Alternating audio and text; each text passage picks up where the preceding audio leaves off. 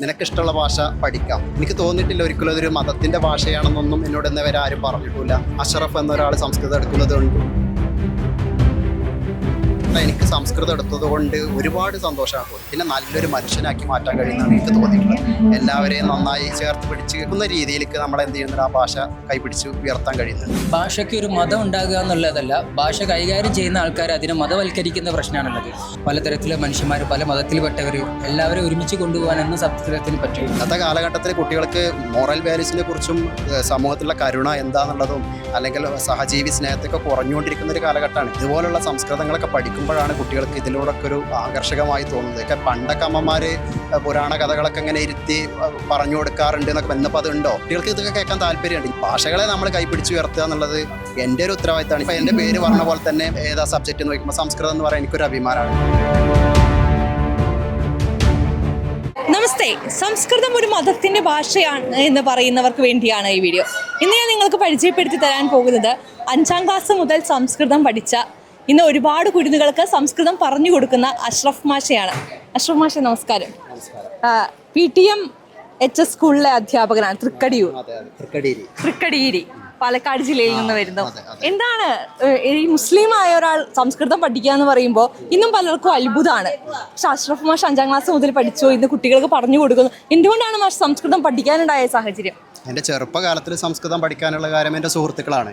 കാരണം എൻ്റെ സുഹൃത്തുക്കൾ കൃഷ്ണദാസും നിപുണും ഉദയനൊക്കെയാണ്. അപ്പോൾ അവരെ വേർവിട്ട് പോകുന്നൊരു സിറ്റുവേഷൻ വന്നപ്പോൾ അന്ന് ക്ലാസ്സുകൾ മലയാളം, ഉറുദു, അറബി ഇതൊക്കെ ക്ലാസ്സുകൾ മാറും. ഏത് ഭാഷകൾ എടുക്കുന്നതിനനുസരിച്ച് ക്ലാസ്സുകൾ മാറും. ആ ഡിവിഷൻ മാറുന്നതിലെ മാനസിക വിഷമം കൊണ്ടാണ് ഞാൻ എന്ത് ചെയ്യുന്നത് സംസ്കൃതത്തിലോട്ട് കടന്നു വരുന്നത്. അങ്ങനെയാണ് ഞാൻ സംസ്കൃതം പഠിക്കുന്നത്. മാത്രമല്ല എന്നെ 5ാം ക്ലാസ്സിൽ പഠിപ്പിച്ചത് സുരേഷ് മാഷാണ്. മാഷ് ഇന്നും നല്ല കോൺടാക്റ്റാണ്. മാഷുടെ ശിക്ഷണത്തിലാണ് ഞാൻ എന്ത് ചെയ്യുന്നത് പഠിച്ച് വളരുന്നത്. അതിനുശേഷം ഞാൻ VTB കോളേജിൽ ഡിഗ്രി എടുക്കുന്നു. അതിനുശേഷം കാലടി യൂണിവേഴ്സിറ്റിയിൽ നിന്ന് PG എടുക്കുന്നു. അതിനുശേഷം തിരുവനന്തപുരം തൈക്കാട് ഗവൺമെൻറ് കോളേജിൽ നിന്ന് B.Ed എടുക്കുന്നു. ശേഷം ഞാൻ പിന്നെ ഡെയിലി വേജസ് ആയിട്ടൊക്കെ വർക്ക് ചെയ്യുന്നു. ശേഷം ഞാൻ PTM സ്കൂളിൽ ഇങ്ങനെ ഒരു വേക്കൻസി അറിയുന്നു, അവിടെ വന്ന് ജോയിൻ ചെയ്യുന്നു. അങ്ങനെയാണ് ഞാൻ PTM-ലേക്ക്. അതാണ് ഒരു യാത്ര. ഇപ്പൊ ഞാൻ പറയട്ടെ, ഞാൻ ആദ്യം പറഞ്ഞതുപോലെ ഇപ്പൊ വീട്ടിലൊക്കെ നമ്മൾ സംസ്കൃതം പഠിക്കുകയാണ് എന്ന് പറയുമ്പോൾ വീട്ടുകാരൊക്കെ അതിനെങ്ങനെ എടുത്തേ മാഷിന്റെ? അല്ല, ഞാനപ്പോൾ എൻ്റെ സൗഹൃദം സൗഹൃദമാണ് വലുത്. പിന്നെ വീട്ടുകാർക്ക് അങ്ങനെ അത്ര വലിയ പ്രശ്നങ്ങളൊന്നും ഉണ്ടായിരുന്നില്ല. കാരണം നിനക്കിഷ്ടമുള്ള ഭാഷ പഠിക്കാം. എനിക്ക് തോന്നിയിട്ടില്ല ഒരിക്കലും അതൊരു മതത്തിൻ്റെ ഭാഷയാണെന്നൊന്നും എന്നോട് ഇന്ന് വരെ ആരും പറഞ്ഞിട്ടില്ല. മാത്രമല്ല എനിക്ക് സംസ്കൃതം എടുത്തത് കൊണ്ട് ഒരുപാട് സന്തോഷമാണ് തോന്നിയിട്ടുള്ളത്. കാരണം സമൂഹത്തിൻ്റെ ഇടയിൽ ഇപ്പം നിങ്ങൾ പറയുന്ന പോലെ തന്നെ സംസ്കൃതം എടുക്കുമ്പോൾ ഒരു അഷ്റഫ് എന്നൊരാൾ സംസ്കൃതം എടുക്കുന്നത് കൊണ്ട് എനിക്ക് വളരെ എൻ്റെ സുഹൃത്തുക്കളൊക്കെ എന്നോട് വളരെയധികം സന്തോഷത്തോട് കൂടിയിട്ടൊക്കെയാണ് അത് പറയാറുള്ളത്. കാരണം ഏത് സമൂഹത്തിൽ ഇപ്പം നമ്മുടെ സംസ്കൃത ഭാഷയിലുള്ള മറ്റ് അധ്യാപകരുടെ ഇടയിൽ പോകുമ്പോഴും അവരും നമ്മളെന്താണ് കൈപിടിച്ച് ഉയർത്തുകയാണ് ചെയ്യുന്നത്. എനിക്ക് വളരെ സന്തോഷമാണ്. കാരണം ഞാനിനി മറ്റേത് പഠിക്കുന്ന ഇടയിലാണെങ്കിൽ പോലും ഞാൻ മറ്റൊരു ജോലിക്ക് പോകില്ല എന്ന് ഉറപ്പിച്ച് നിർത്തിയിരുന്നു. സംസ്കൃതം തന്നെ എടുക്കുള്ളൂ. അതിൻ്റെ PSC ഒക്കെ വന്നിട്ടുണ്ടായിരുന്നു. PSC-യിലൊന്നും ഇല്ലാണ്ടപ്പോൾ ഞാൻ തൽക്കാലം സ്ഥിരമായ ഒരു ജോലിയായപ്പോൾ PTM HS തൃക്കടിയിൽ തന്നെ തുടരാമെന്ന് വിചാരിച്ചു. ഇപ്പോൾ നമ്മൾ സംസ്കൃതം ആദ്യം കൂട്ടുകാരെ പിരിയാനുള്ള സങ്കടം കൊണ്ട് എടുത്തതാണെന്ന് പറഞ്ഞു. പിന്നീട് സംസ്കൃതത്തെ അടുത്തറിഞ്ഞപ്പോൾ സംസ്കൃതം നമുക്കറിയാം ദേവഭാഷയായിട്ടാണ് നമ്മൾ സംസ്കൃതത്തെ കാണുന്നത്. അപ്പോൾ ആ ഭാഷയെ കൂടുതൽ ആഴത്തിൽ അറിഞ്ഞപ്പോൾ മാഷിന് എന്താ തോന്നിയത്? അതാണ് ഞാൻ പറഞ്ഞത്, കൂടുതൽ പഠിക്കണം തോന്നിയത് കൊണ്ടാണ്. പിന്നെ അധ്യാപകരുടെ പെരുമാറ്റം, നിങ്ങൾക്കറിയാം സംസ്കൃത അധ്യാപകരുടെ പെരുമാറ്റ രീതികളൊക്കെ വളരെ ഏത് സ്കൂളിൽ ചെന്ന് കഴിഞ്ഞാലും ഒരു സംസ്കൃത അധ്യാപനെ കാണുമ്പോൾ അതിൻ്റേതായ ഒരു സ്റ്റാഫുകളുടെ ഇടയിൽ സംസ്കൃത ഭാഷയല്ലേ എന്നുള്ളൊരു ചോദ്യം പൊതുവെ വരാറുണ്ട്. അതെന്തുകൊണ്ടാണ്? ആ ഭാഷയിലുള്ളൊരു തനിമയാണ്. ആ ഭാഷയ്ക്ക് ഒരു പ്രത്യേക കഴിവുണ്ട് എന്നാണ് ഞാൻ മനസ്സിലാക്കുന്നത്. കാരണം കുട്ടികളുടെ ഇടയിലാണെങ്കിലും സംസ്കൃത കുട്ടികളുടെ പ്രത്യേകിച്ച് അത് എടുത്ത് കാണുമ്പോൾ അവർക്കൊരു വിനയം, ഒരു പക്വത ഇതൊക്കെ അതിലിങ്ങനെ കാണാൻ കഴിയും. പിന്നെ നമ്മൾ നിൽക്കുന്നതുമാണ്, നമ്മളെങ്ങനെയാണോ കുട്ടികളടുത്ത് നിൽക്കുന്നത് അതിനനുസരിച്ച് അവർ നമുക്കൊരു റിസൾട്ട് തരും. പിന്നെ ഭാഷ എന്ന് പറഞ്ഞു കഴിഞ്ഞാൽ സംസ്കൃത ഭാഷ പോലുള്ള ഭാഷകളെ നമ്മളെ എല്ലാവരും സമൂഹത്തിൻ്റെ ഇടയിലേക്ക് എത്തിക്കേണ്ട ഒരു ഭാഷയാണ്. കാരണം അത്രയും ഒരുപാട് കാര്യങ്ങൾ അതിലുണ്ട്. കാരണം വേദങ്ങളാണെങ്കിലും ഉപനിഷത്തുകളാണെങ്കിലും, കാരണം ഒരുപാട് ഉപനിഷത്തുകളൊക്കെ നമുക്കറിയാം, കുറേ എന്തൊക്കെ കാര്യങ്ങൾ കൊണ്ടൊക്കെ ഉപനിഷത്തുകളൊക്കെ നഷ്ടപ്പെട്ടു പോയിട്ടുണ്ട്. അതിലൊക്കെ ഒരുപാട് അറിവുകളാണ്. കാരണം ഓരോ അറിവുകളും അതിൽ കോർത്തിണക്കി വെച്ചിട്ടുണ്ട്. അത് വരികളിൽ കൂടെ വായിച്ചു നോക്കുമ്പോൾ ഏതൊരു സംസ്കൃതം പഠിച്ചോ ഏതൊരാൾക്കും അതിൽ കാര്യങ്ങളൊക്കെ മുന്നേ പറഞ്ഞിട്ടുണ്ടല്ലോ എന്നൊരു തോന്നി. പിന്നെ നല്ലൊരു മനുഷ്യനാക്കി മാറ്റാൻ കഴിയുന്നതാണ് എനിക്ക് തോന്നിയിട്ടുള്ളത്. എല്ലാവരെയും നന്നായി ചേർത്ത് പിടിച്ച് നിൽക്കുന്ന രീതിയിലേക്ക് നമ്മൾ എന്ത് ചെയ്യുന്നത് ആ ഭാഷ കൈപിടിച്ച് ഉയർത്താൻ കഴിയുന്നുണ്ട്. എനിക്ക് അങ്ങനെയാണ് തോന്നിയിട്ടുള്ളത് എപ്പോഴും. പിന്നെ ഒരാളടുത്ത് നമ്മൾ സംസാരിക്കുകയാണെങ്കിലും എല്ലാ കാര്യങ്ങളിലും അവരൊന്ന് എന്താ എല്ലാവരെയും ഒത്തൊരുമിച്ച് കൊണ്ടുപോകുന്ന ഒരു രീതിയൊക്കെ എന്തുണ്ട് ആ ഭാഷയിൽ ഉണ്ട്. പിന്നെ നമ്മൾ പഠിപ്പിക്കുന്നതും അങ്ങനെയാണ്. ഇപ്പോൾ നമ്മൾ ഉദാഹരണം പറയുകയാണെങ്കിൽ ഓരോ ശ്ലോകങ്ങളൊക്കെ ചൊല്ലിയിട്ടാണ് നമ്മൾ കുട്ടികളെ പഠിപ്പിക്കുന്നത്. ആ കുട്ടികൾ നമ്മളോടുള്ളൊരു അടുപ്പം, അതിലുള്ള സുഭാഷിതങ്ങളിലൊക്കെ ഒരുപാട് കാര്യങ്ങൾ കുട്ടികൾക്ക് പറഞ്ഞു കൊടുക്കുന്നുണ്ട്. ഇന്നത്തെ കാലഘട്ടത്തിൽ കുട്ടികൾക്ക് മോറൽ വാല്യൂസിനെ കുറിച്ചും സമൂഹത്തിലുള്ള കരുണ എന്താണെന്നുള്ളതും അല്ലെങ്കിൽ സഹജീവി സ്നേഹത്തൊക്കെ കുറഞ്ഞുകൊണ്ടിരിക്കുന്ന ഒരു കാലഘട്ടമാണ്. പക്ഷേ ഇതുപോലുള്ള സംസ്കൃതങ്ങളൊക്കെ പഠിക്കുമ്പോഴാണ് കുട്ടികൾക്ക് ഇതിലൂടെയൊക്കെ ഒരു ആകർഷകമായി തോന്നുന്നത്. കാരണം ഇത്തരത്തിലുള്ള കാര്യങ്ങൾ കുട്ടികളെ ചെറുപ്പത്തിൽ എന്ത് ചെയ്യുന്നതാണ് ഈ ഭാഷയിൽ കൂടെ പറഞ്ഞു കൊടുത്താലാണ് എന്ത് ചെയ്യാൻ പറ്റുള്ളൂ, ഇതൊക്കെ നല്ല പൗരനായിട്ട് വളർത്താൻ പറ്റുള്ളൂ. പക്ഷേ ഇന്നത്തെ കാലത്ത് അത് കുറഞ്ഞുകൊണ്ടിരിക്കുന്നുണ്ട്.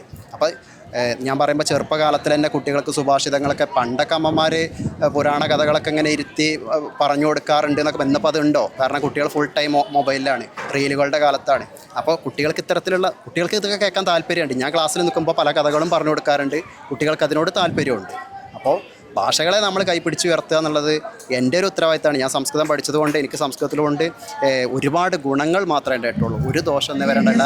സമൂഹത്തിൻ്റെ ഇടയിൽ നിന്നാണെങ്കിൽ എന്നെ നല്ലൊരു രീതിയിലാണ് എല്ലാവരും എന്നെ കാണുന്നത്. സംസ്കൃതമാണല്ലോ, ഇപ്പം ഞാൻ എൻ്റെ പേര് പറഞ്ഞ പോലെ തന്നെ ഏതാ സബ്ജക്റ്റ് നോക്കുമ്പോൾ സംസ്കൃതം എന്ന് പറയാൻ എനിക്കൊരു അഭിമാനമാണ്. കാരണം അത് അങ്ങനെ പറയുമ്പോൾ തന്നെ മറ്റുള്ളവർക്കൊരു അഭിമാനമോ അതോ നീ സംസ്കൃതമാണോ എന്നുള്ളൊരു ചോദ്യം അവരുടെ ഭാഗത്ത് നിന്ന് വരാറുണ്ട്. എനിക്ക് സന്തോഷം തന്നെയുള്ളൂ എപ്പോഴും ഉണ്ടായിട്ടുള്ളൂ. ഇപ്പോൾ സംസ്കൃതം പഠിക്കുമ്പോൾ നമുക്കറിയാം, ഇപ്പം അങ്ങ് പറഞ്ഞതുപോലെ ഉപനിഷത്തുക്കളെ കുറിച്ചിട്ട് പഠിക്കുന്നു, അല്ലെങ്കിൽ പുരാണങ്ങളെ കുറിച്ച് പഠിക്കും. ഇപ്പോൾ രാമനെ കുറിച്ച് നമുക്ക് കൂടുതൽ അറിയാം, അല്ലെങ്കിൽ ഒരുപാട് രാമായണം, മഹാഭാരതം തുടങ്ങിയ നമ്മുടെ ഇതിഹാസങ്ങളെ കുറിച്ചിട്ട് കൂടുതൽ അറിയാം. അപ്പോൾ ഇത്തരത്തിലുള്ള ഇതിഹാസങ്ങളെ മാഷ് എങ്ങനെയാണ് നോക്കിക്കാണുന്നത്? അപ്പം നമുക്കറിയാം, കലോത്സവങ്ങളിൽ നമ്മളറിയില്ലേ, കലോത്സവങ്ങളിൽ ഒരുപാട് പ്രോഗ്രാമുകൾ ഉണ്ടാവാറുണ്ട്. അപ്പം ഞാനിപ്പോൾ എടുത്തിട്ടുള്ളത് രാമായണത്തിൽ നിന്ന് തന്നെ ഒരു കഥ എടുക്കാന്നുള്ളതാണ്. കുട്ടികൾക്ക് ആ നാടകം, ഇതൊരു കലോത്സവ വേദിയാണ് ഇപ്പോൾ ഇവിടെ നടന്നുകൊണ്ടിരിക്കുന്നത്. പക്ഷേ ആ കലോത്സവ വേദികളിൽ രാമായണത്തെ നമുക്ക് എങ്ങനെ അവതരിപ്പിക്കാൻ പറ്റും എന്നുള്ളത് നമുക്ക് ഈ നാടകത്തിലൂടെ നമുക്ക് ചെയ്യാൻ പറ്റും. രാമായണത്തിൽ ഒരുപാട് കഥകളുണ്ട്, ഉപകഥകളുണ്ട്. പക്ഷേ അതിനെ നമുക്കൊരു കഥ രൂപത്തിൽ സെറ്റ് ചെയ്യാൻ കഴിയുന്നുണ്ടല്ലോ. അത് സാധാരണക്കാരുടെ ഇടയ്ക്ക് അത് എത്തിക്കാനും പറ്റുന്നുണ്ട്. അങ്ങനെ അവരെന്ത് ചെയ്യുന്നുണ്ട്, ഭാഷയെ കൈപിടിച്ചുയർത്തി മുന്നോട്ട് വരാൻ തയ്യാറാവുന്ന രക്ഷിതാക്കളുണ്ട്, ഇഷ്ടംപോലെ രക്ഷിതാക്കൾ. അപ്പോൾ എൻ്റെ ഈ സംസ്കൃതം പഠിപ്പിക്കുന്ന സമയത്ത് എൻ്റെ ഒപ്പമുള്ളത് ഒരാളും കൂടിയാണ്, ഗലീൽ എന്ന് പറഞ്ഞ ആൾ. അദ്ദേഹമാണ് ഇതിൻ്റെ സംവിധാനം ചെയ്യുന്നത്. അപ്പോൾ അദ്ദേഹം PhD എടുത്ത ഒരാളാണ്. അപ്പോൾ സംസ്കൃതത്തിൽ ഇതുപോലെ നിരവധി ആളുകൾ ഇപ്പം ഒന്ന് സംസ്കൃത രംഗത്തേക്ക് സംസ്കൃതം ഭാഷകളെ പഠിച്ച് PhD ചെയ്ത് പല ആളുകളും സ്കൂളിൽ വർക്ക് ചെയ്യുന്നുണ്ട്. അപ്പോൾ ഇതൊക്കെ അവരുടെ ഒരു താല്പര്യം കൂടാണ്ട്. അപ്പോൾ ഞാൻ പറഞ്ഞില്ലേ, ഈ ഭാഷകളെ നമ്മൾ കൈപിടിച്ച് ഉയർത്താൻ നമ്മുടെ പിന്നിലും കുറേ ആളുകളുണ്ട്. എനിക്ക് എന്താ വെച്ചാൽ പൊതുസമൂഹത്തിൻ്റെ ഇടയിൽ ഒന്നും കൂടി നന്നാക്കിയിട്ട് കൊണ്ടുപോകണം എന്നുള്ളൊരു ആഗ്രഹം കൂടിയുണ്ട് ഭാഷയെ. മതം എപ്പോഴെങ്കിലും സംസ്കൃതത്തിന് തടസ്സമായി ഒരിക്കലുമില്ല. മതം ഒരിക്കലും. ഞാൻ പറഞ്ഞില്ലേ, നമ്മുടെ ഇടകളിലാണെങ്കിലും നമ്മൾ പരിചയപ്പെടുന്ന ഇടയിലുള്ള ഉദ്യോഗം ചോദിക്കാറുണ്ട്. അപ്പം സംസ്കൃത ഭാഷയാണ് പറയുമ്പോൾ ഒരിക്കലുമുള്ള സന്തോഷത്തോടു കൂടിയിട്ട് അവർ കൈപിടിച്ച് നമ്മളെ എന്താണ് ആ ഒരു രീതിയിലാണ്. കാരണം നമ്മളത് കേരള സമൂഹം ആയതുകൊണ്ട് തന്നെ ആ ഒരു സ്നേഹം ഉണ്ടല്ലോ, ആ സംസ്കൃതത്തിനോടുള്ള സ്നേഹം അല്ല, ഒരു മനുഷ്യനോടുള്ള സ്നേഹമുണ്ട്. അപ്പോൾ സംസ്കൃതം പഠിക്കുമ്പോൾ എനിക്ക് വളരെ സന്തോഷത്തോടു കൂടിയിട്ടാണ് അവരെന്നെ കാണാറുള്ളത്. അപ്പോൾ ഇനി എന്തായാലും നമുക്ക് മാഷ് പഠിപ്പിക്കുന്ന കുട്ടികൾ ഇവിടെ നാടകത്തിന് വേണ്ടി അണിഞ്ഞൊരുങ്ങുന്നുണ്ട്. അവരെ കൂടി ഒന്ന് കണ്ടിട്ട് വരാം.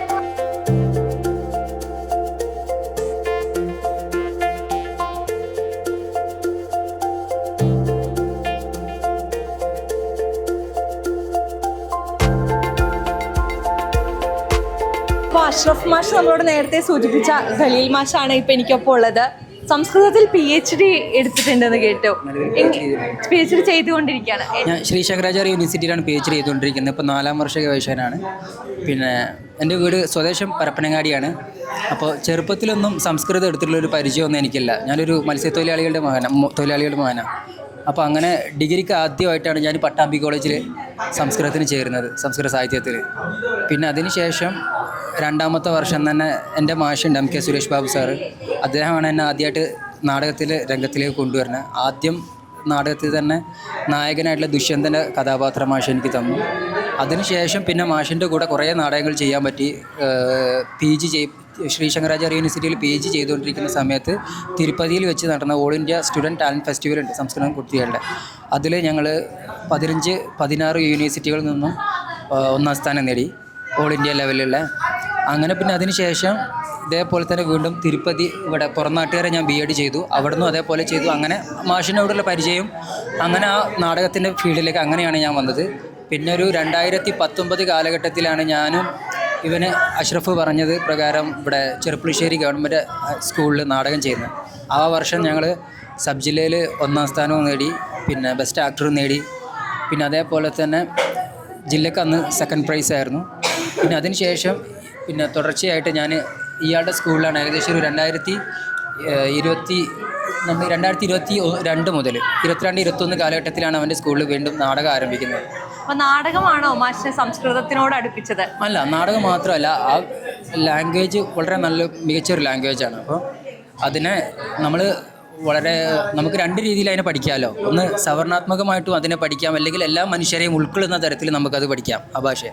അപ്പോൾ ആ രീതിയിൽ അതിനെ കാണുന്ന അധ്യാപകർ കുറേ ആളുകൾ എനിക്കുള്ളത് കൊണ്ട് എനിക്ക് എല്ലാവരും സപ്പോർട്ടായിട്ട് അങ്ങനെ നിന്നു.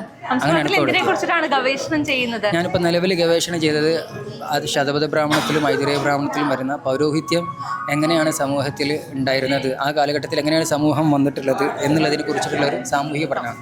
ഇപ്പോൾ പൊതുവെ സംസ്കൃതം എന്ന് പറയുമ്പോൾ തന്നെ ഒരു ഒരു മതം എന്ന് പറയുന്നത് വലിയൊരു ചർച്ചയാകുന്നുണ്ട്. പക്ഷെ ശരിക്കും പറഞ്ഞാൽ അങ്ങനെ ഒരു ഭാഷയ്ക്ക് ഒരു മതം ഉണ്ടാകുമോ? ഭാഷയ്ക്ക് ഒരു മതം ഉണ്ടാകുക എന്നുള്ളതല്ല, ഭാഷ കൈകാര്യം ചെയ്യുന്ന ആൾക്കാർ അതിനെ മതവൽക്കരിക്കുന്ന പ്രശ്നമാണുള്ളത്.